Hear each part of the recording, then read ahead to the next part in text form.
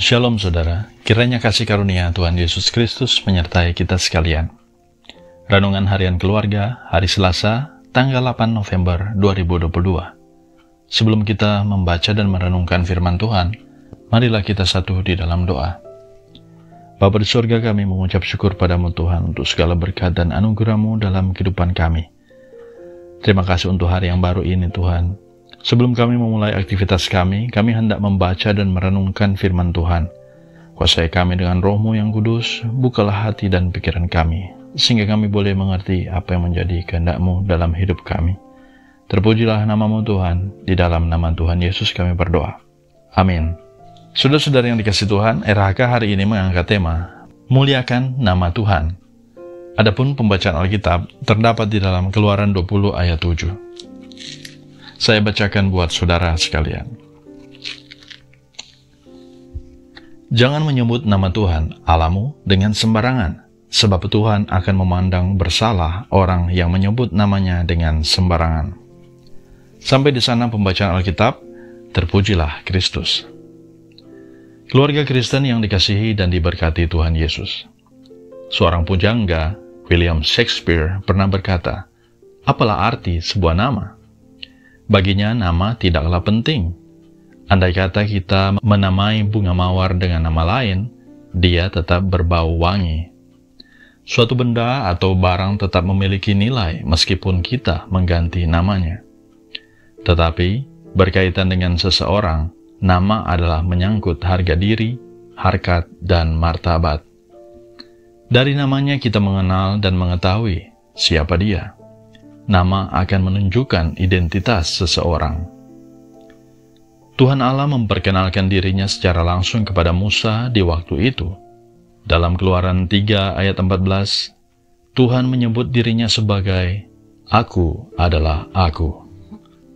Di sini Tuhan Allah hendak menegaskan bahwa kehadirannya bukanlah secara abstrak, tapi hendak menjelaskan keberadaannya yang aktif.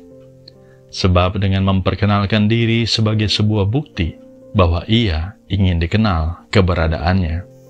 Perjalanan bersama dengan Tuhan Allah, akhirnya bangsa Israel mengenal dan percaya pada segala bentuk manifestasi ilahinya yang dinampakkan lewat beragam mujizat dan tanda-tanda ajaib lainnya. Pengenalan dan kedekatan yang intens dengan Tuhan Allah terjadi karena ia menginginkan bangsa Israel menjadi umatnya dan diberkati untuk menjadi berkat bagi bangsa-bangsa lain.